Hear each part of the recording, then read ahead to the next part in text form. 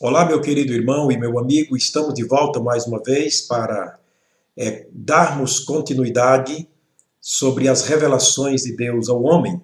O querido irmão e amigo deve estar lembrado que na mensagem, na lição de número 13, quer dizer, na mensagem anterior, nós falamos sobre Deus se revelando a Abrão, mudando o nome de Abrão, de Sara, e mostramos a questão de Adão sendo um homem criado no sentido de elevação. Deus elevou Adão, criou a sua imagem, a sua semelhança, soprou em suas narinas o fôlego de vida, deu a Adão o poder de direção, de governo, e Deus realmente criou Adão como sendo a coroa da sua criação, mas infelizmente Adão pecou e por isso ele foi destituído, foi lançado para fora dos termos dos céus, foi lançado para fora do paraíso de Deus e proibido voltar de novo por sua própria conta.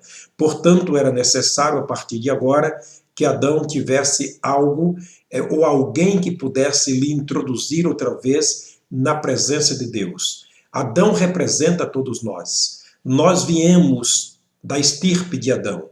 Nós viemos como resultado da união de Adão e Eva. Portanto, no sentido material e bem material, nós somos filhos de Adão e Eva. Mas nós queremos ver nesta lição de hoje porque Deus, ou como Deus se revelou a esta nação caída para mudar totalmente tudo aquilo que Adão estragou. Lemos em 2 Coríntios, no capítulo 5, verso 17, que aquele que está em Cristo, nova criatura é, as coisas velhas se passaram, eis que tudo se fez novo. Como Deus, esta foi a pergunta que ficou no ar na lição anterior, como Deus se manifestou a nós nos dias atuais, na pessoa de quem e quais as razões pelas quais ele se revelou a nós. Ora, eu quero ler um texto muito conhecido, porém que diz muito respeito a isso que nós estamos falando, no livro de Gálatas, no capítulo 4, verso 4, a Bíblia diz: mas vindo a plenitude dos tempos, Deus enviou seu Filho, nascido de mulher, nascido sob a lei.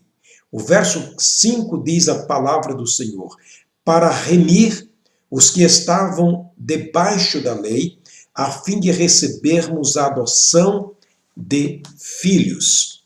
Então observa que, se você observar no livro do Gênesis, quando Deus cria o homem, e que o homem cai no pecado, que o homem transgride a ordem de Deus, e que é lançado da presença de Deus, Deus aparece no capítulo 3, versículo 15, fazendo uma grande promessa.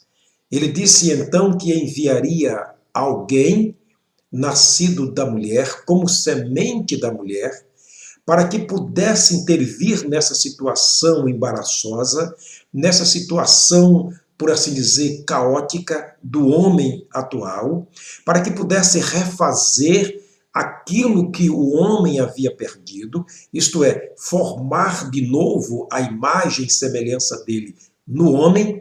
Ele prometeu alguém nascido da mulher. Obviamente, ele estava falando de Jesus, que nasceria de uma mulher.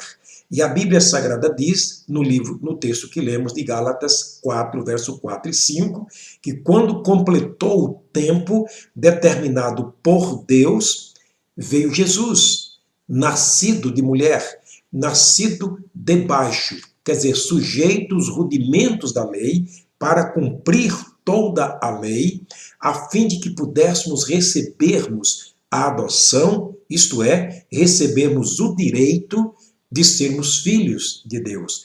Porque em Adão todos morreram. Em Adão todos fomos afastados de Deus. Em Adão todos fomos proibidos de aproximar-nos de Deus para um relacionamento como pai, entre pai e filhos. Então, você lê um versículo que é muito conhecido em João capítulo 3.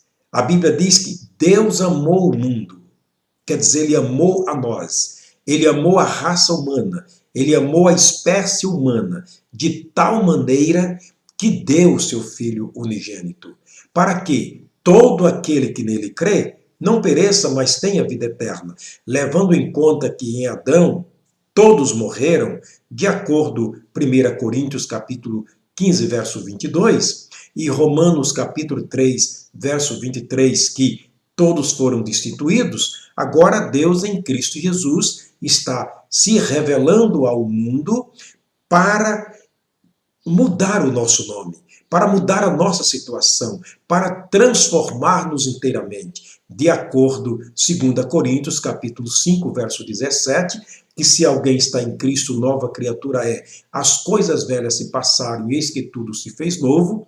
Obviamente, fazendo uma ligação direta com a mudança do nome, ou dos nomes de Abrão e Sara, de Abrão para Abraão, de Sara para Sarai, para que Deus pudesse projetar um novo estilo de vida naquelas criaturas, também Deus está em nós. Agora, investindo o seu Filho, o melhor que ele tem nos céus. Deus fez o maior investimento para que nós fosse criado e restaurada de novo a imagem e semelhança de Deus na nossa vida. Aí nós lemos então no capítulo 1, versículo 1 de Gênesis. No princípio criou Deus os céus e a terra.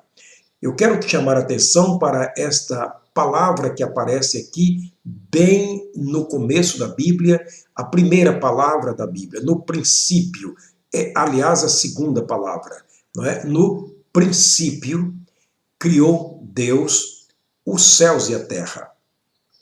Seria isto o começo das coisas? Bem, vamos ver alguns textos bíblicos para chegarmos aqui a uma conclusão lógica do que Deus quis dizer com isto. No princípio, criou Deus os céus e a terra. No capítulo 1 de João, versículo 1, a Bíblia diz: no princípio era o Verbo estava com Deus e o Verbo era Deus. Observa que ele aqui cita mais uma vez a palavra princípio. No princípio criou Deus. Está nos dando uma ideia de base, de alicerce, onde Deus iniciou toda a sua obra. Então, no princípio criou Deus, e no princípio era o Verbo. O Verbo estava com Deus, e o Verbo era Deus.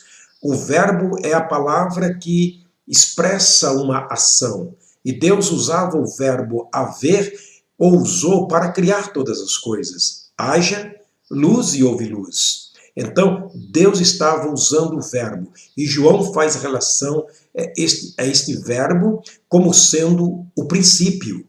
Chegamos no versículo 14 do capítulo 1 de João, ele vai dizer para nós: e o verbo se fez carne e habitou entre nós. E vimos a sua glória como a glória do unigênito do Pai.